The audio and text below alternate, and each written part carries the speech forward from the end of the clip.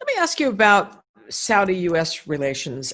I don't know if the Saudis, since the beginning of the relationship has been so close to power in Washington. MBS and Jared Kushner are on WhatsApp together, on speed dial. President Trump, that was his first official visit to Saudi Arabia. That was really surprising to watch that happen. And the U.S. has changed all the rules for selling weapons to the Saudis. I wonder if you think that they are unsettled by the possibility that the election this time doesn't go their way, that they're going to have to deal with the Democrats again. And that is unsettling to them. Yes, I think it is. I think it is unsettling. They have a good relationship with the current administration, and they would like to see that continue. That said, I've watched the Saudi-American relationship for over 40 years, and it is cyclical. It goes up and down and up and down, and there are good times and bad times. There are many events which people say, that's it, it's over. I mean, the oil embargo in 73, people don't focus on it, but when they went and bought ballistic missiles from China, that was, people said, you got to be kidding, we can't deal with these guys, we can't sell them anything anymore. When we had 9/11, so there have been many instances when the relationship went into free fall, and it always came back. And why did it come back? Because, as I said earlier, countries don't have friends, they have interests, and our interests and theirs have in many cases been aligned. And they certainly were aligned during the Cold War, when the Saudis were really the only Arab country that throughout the entire Cold War never flinched in its support for the West and the United States. Every other Arab country at one point or another was a pal of the Russians. So they have been an ally for a long time, or a partner, if you don't want to, they're not an official ally, but a friend and a partner for a long time. And I think that, and this would, I would bet that this is the case, that if we have a President Biden, he may not like the Saudis. He may, for the first year, distance himself from the Saudis.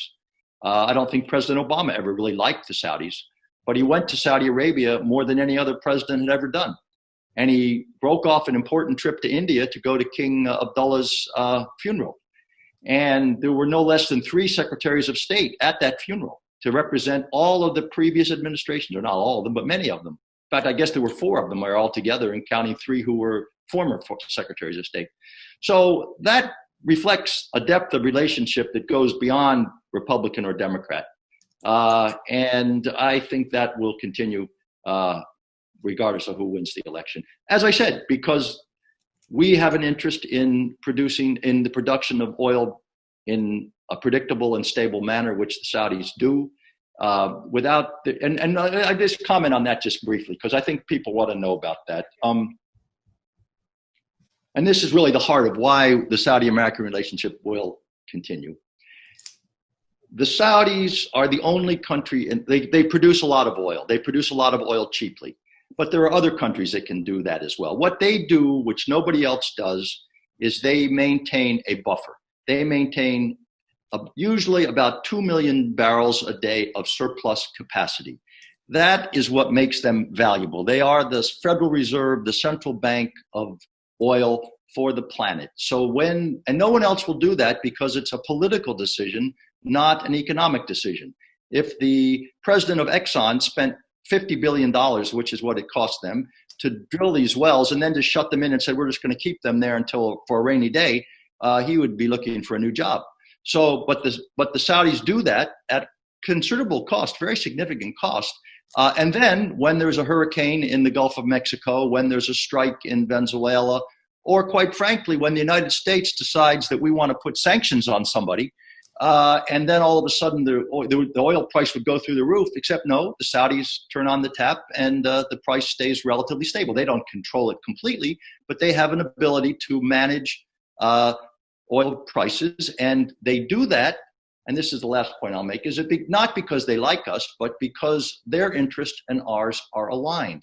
They want to see oil used as a major part of global energy for a long time. They have a lot of oil, and they want to continue to keep it in the energy mix. And they understand that if prices are too volatile or prices are too high, then that won't be the case. If prices, they don't like too high prices. People would be surprised to know that. But the Saudis think if prices get too high, then everybody's going to get an electric car. They're going to put the third layer of insulation on their window. They're going to start drilling for oil in very expensive places like the Arctic or the deep shore of Brazil.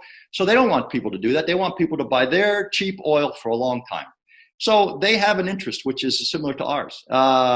So it's this. Aramco does a good job of managing the Saudi oil supplies, and I think that we would like to see that continue. So the answer is, I think that the relationship will remain strong regardless of who becomes president, though the window dressing may change a bit. I want to ask a couple of regional questions.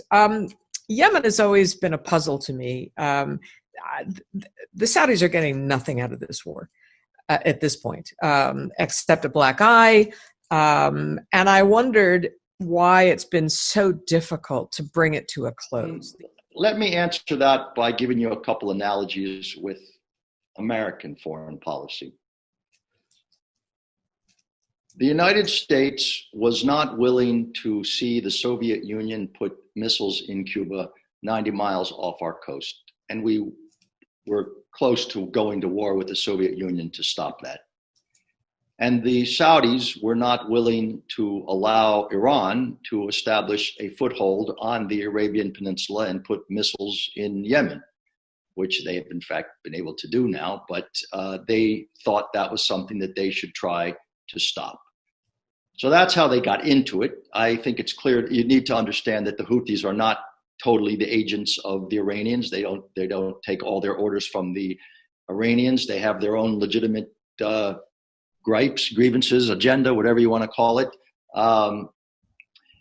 But they do take money and training and influence. They are influenced by the Iranians, and there are Iranian advisors that have been with them there. So the Saudis didn't want to see that. But is Yemen part of a larger than regional question? Do you see any way for the Saudis and the Iranians to come to better terms? No, I don't want to sound overly pessimistic, but to me, I'm not an expert on Iran, but what I see is going to happen in Iran is that they are evolving into effectively a police state, a military dictatorship. I think once Khamenei dies, the Revolutionary Guard will effectively take over that country. They're already starting to do that. Revolutionary Guard are a radical bunch, and they want to export their revolution, and exporting their revolution is part of their ideology. So no, I don't think that they're going to back off anytime soon and try and become. I mean, the Obama administration went way out of their way, and I'm one who doesn't criticize them for doing that. They tried very hard to open the door for the Iranians and to say, look, come and join the rest of the world. Yeah, you've seen the pictures. They sent them literally plane loads of money. They took off sanctions. And did the Iranians say, thanks, now we're going to be normal and friendly? No, they didn't. They kept creating havoc in a lot of countries with this foreign legion of proxy fighters, which they've created.